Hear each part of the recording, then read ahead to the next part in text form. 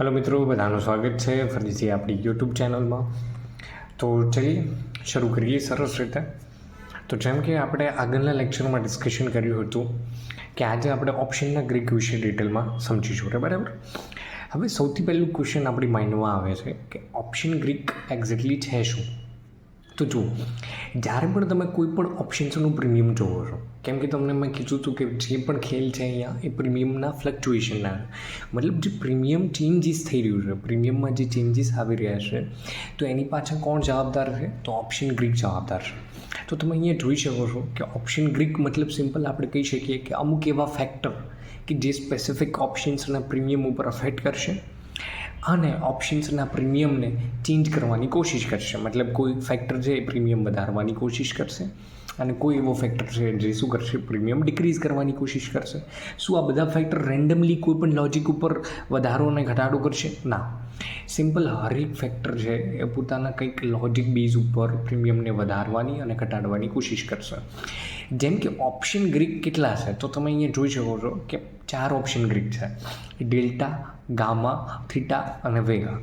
પાંચમો પણ option Greek છે જે આરએચઓ રો આપણે કહી શકીએ, બટ એ ડેફિનેટલી છે કે એ એટલો વધારે સ્પેસિફિક અફેક્ટ નથી કરતો, તો આપણે એને કન્સિડર નહીં કરીએ, બરાબર. તો અહીંયા તમે જોઈ શકો છો કે સિમ્પલી 4 આપણા ઓપ્શન ગ્રીક છે. હવે આ 4 ઓપ્શન ગ્રીકની સમજ હોવી જરૂરી છે. તો આપણે એ ઓપ્શન ગ્રીકને જ સમજવાની કોશિશ કરીશું અને પછી આપણે જોઈશું કે આ સ્પેસિફિક ગ્રીકને એકદમ કન્ક્લુડ કરીએ, એકદમ ભેગા કરીએ તો કેવી રીતે સ્પેસિફિક અફેક્ટ થઈ શકે છે ઓપ્શનના પ્રીમિયમ ઉપર. તો એની સમજ તમને હોવી જોઈએ. તો સૌથી પહેલાં આપણે શરૂ કરીએ ડેલ્ટા. તો ડેલ્ટા શું છે? તો સિમ્પલ જો ડેલ્ટા શું કરશે? ઓપ્શનના પ્રીમિયમને વધારવાનું કે ઘટાડવાની કોશિશ કરશે. શેની બેઝ ઉપર? ડિરેક્શનલ બેઝ ઉપર. મતલબ માર્કેટ જે હિસાબથી મૂવમેન્ટ કરશે એ હિસાબથી ઓપ્શનનું પ્રીમિયમ ચેન્જ થશે. મતલબ શું છે કે જો માર્કેટ ઉપર જાય છે તો બધા જ કોલ ઓપ્શનના પ્રીમિયમ વધારવાની જવાબદારી કોની છે? ડેલ્ટાની. જો માર્કેટ નીચે જાય છે શું થશે? પુટ ઓપ્શનનું પ્રીમિયમ વધશે તો પુટ ઓપ્શનના પ્રીમિયમ વધારવાની જવાબદારી કોની છે? ડેલ્ટાની. હવે ખાલી પ્રીમિયમમાં વધારો કરવાની જ નહીં, બટ ઘટાડો કરવાની જવાબદારી પણ ડેલ્ટાની જ છે. મતલબ જો માર્કેટ ઉપર જઈ રહ્યું છે અને એટ દેટ પર્ટિક્યુલર ટાઈમ જો કોલ ઓપ્શન્સના પ્રીમિયમ ઇન્ક્રીઝ થઈ રહ્યા છે તો ડેફિનેટલી છે કે પુટના પણ પ્રીમિયમ ડિક્રીઝ કરશે, કેમ કે બંનેના તો એકસાથે વધશે ને. એકનું પ્રીમિયમ વધશે, એકનું પ્રીમિયમ ઘટશે. તો જ્યારે માર્કેટ ઉપર તરફ જઈ રહ્યું છે ત્યારે કોલના પ્રીમિયમ વધારશે અને પુટના પ્રીમિયમ ઘટાડશે. એવી જ રીતે જ્યારે માર્કેટ નીચે જઈ રહ્યું છે ત્યારે પુટના પ્રીમિયમ વધારશે અને કોલના પ્રીમિયમ ઘટાડવાની કોશિશ કરશે. તો હવે અહીંયા પ્રીમિયમમાં વધારો અને ઘટાડો ડેલ્ટા કોની બેઝ ઉપર કરી રહ્યો છે?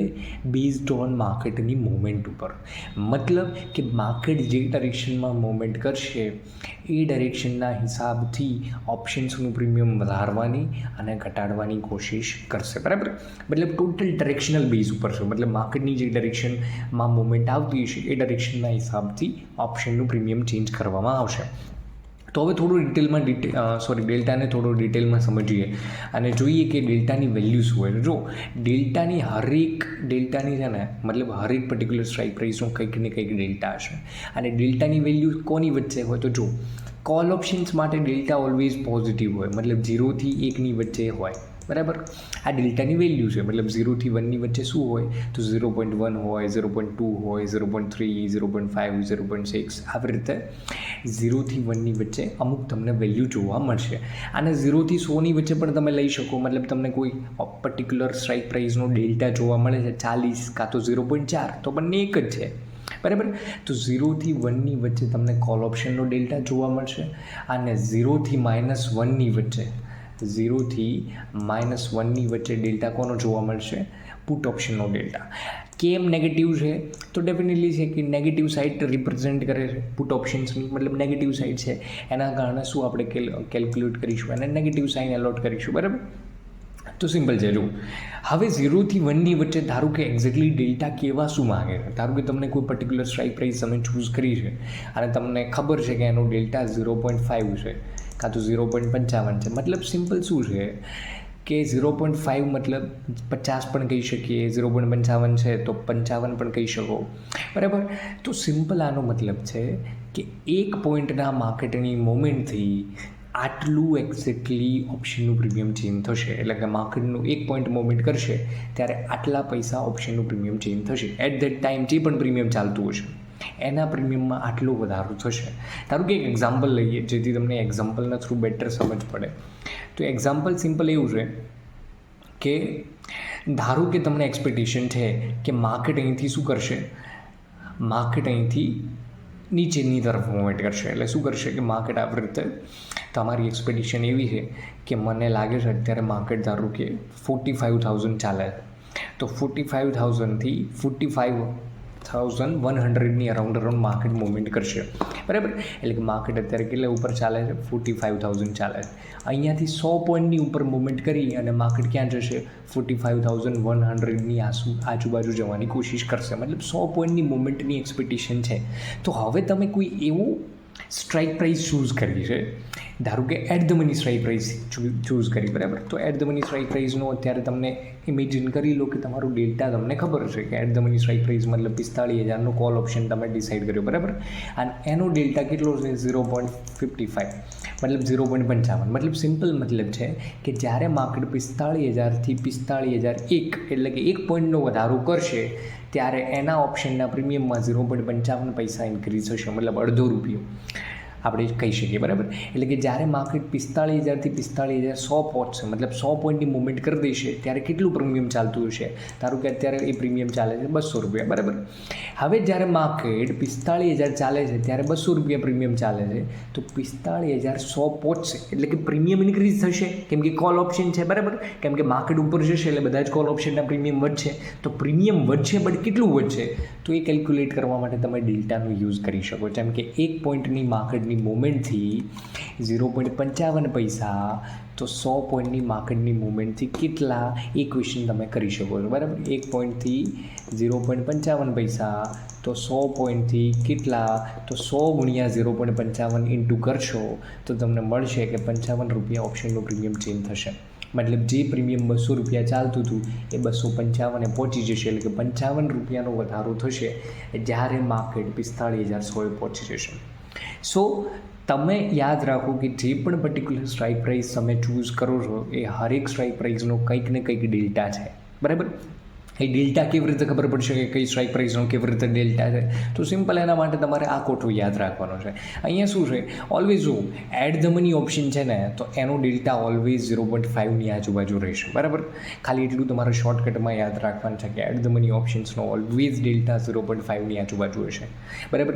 જો તમે slightly in the money strike price પસંદ કરો, મતલબ અંદરની, એમ તમારો ડેલ્ટા વધતો જશે. મતલબ કે તમે જ્યાં માર્કેટ ચાલે છે એનાથી 100 પોઈન્ટ અંદર તો 0.6, હજુ અંદર તો 0.7, હજુ અંદર તો 0.8. મતલબ જેમ જેમ જેમ જેમ તમે ડીપ ઇન ધ મની તરફ જતા જશો એમ ડેલ્ટાની વેલ્યુ ઇન્ક્રીઝ થતી જશે.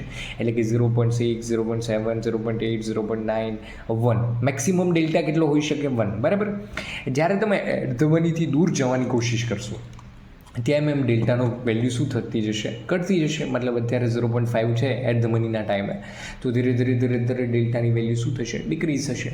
એટલે કે 0.4, 0.3, 0.2, 0.1. મતલબ જો એક શોર્ટકટ યાદ રાખવાનું કે જેટલો ડેલ્ટાની વેલ્યુ ઓછી એટલો જ એ પર્ટિક્યુલર સ્ટ્રાઇક પ્રાઇસ કાં તો ઓપ્શન્સ એટલો જ લેસ સેન્સિટિવ છે. શેના ઉપર, માર્કેટની મૂવમેન્ટ ઉપર. મતલબ માર્કેટ મૂવમેન્ટ કરશે બટ તમે એવો ઓપ્શન્સ લઈને બેઠા છો જેનો ડેલ્ટાની વેલ્યુ બહુ જ ઓછી છે, મતલબ એ લેસ સેન્સિટિવ છે.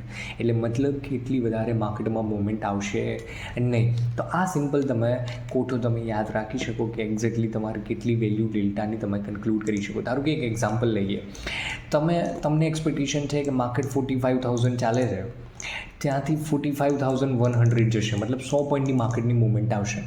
હવે તમે એટ ધ મની સ્ટ્રાઇક પ્રાઇસનું સિલેક્શન કર્યું તો તમને ખબર છે કે એટ ધ મની સ્ટ્રાઇક પ્રાઇસનું સિલેક્શન કર્યું એટલે માર્કેટ જ્યાં ચાલે છે એની આજુબાજુની કોઈ સ્ટ્રાઇક પ્રાઇસ, તો એનું ડેલ્ટા 0.55 છે. તો તમને ખબર છે કે 100 પોઈન્ટની મૂવમેન્ટથી 50 રૂપિયા જેટલું ઓપ્શનનું પ્રીમિયમ ચેન્જ થશે. મતલબ કે 200 રૂપિયા ચાલે છે તો 50 રૂપિયાનો વધારો થશે. બટ એની જગ્યાએ તમે ડીપ ઇન ધ મની પસંદ કર્યું હોત કે જેની ડેલ્ટાની વેલ્યુ કદાચ 0.8 0.9 હોત, મતલબ કે 100 પોઈન્ટની માર્કેટની મૂવમેન્ટ સાથે 90 રૂપિયા ઓપ્શનનું પ્રીમિયમ ચેન્જ થશે. કેમ કે 0.9 છે. એની જગ્યાએ જો તમે out of the money select કર્યો હોત કે જેની ડેલ્ટાની વેલ્યુ 0.2 છે, મતલબ કે 100 પોઈન્ટની માર્કેટની મૂવમેન્ટ સાથે 20 રૂપિયા ઓપ્શનનું પ્રીમિયમ ચેન્જ હોત. મતલબ સિમ્પલ કહેવાનો મતલબ છે કે જો તમે out of the money select કરો છો તો પ્રીમિયમમાં એટલા બધા ચેન્જીસ તમને જોવા મળશે નહીં. બરાબર.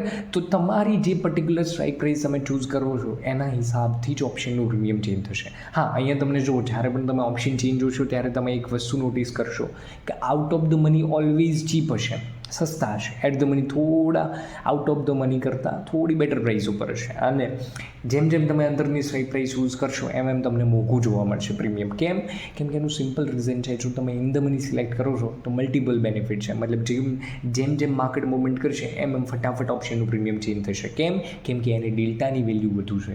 એટલે ઓલવેઝ રિમેમ્બર, યાદ રાખો કે ડેલ્ટા કેવી રીતે કામ કરશે, કે જેનો સિમ્પલ ડેલ્ટા વધારે છે એટલું જ એનું પ્રીમિયમ ચેન્જીસ ફટાફટ થશે.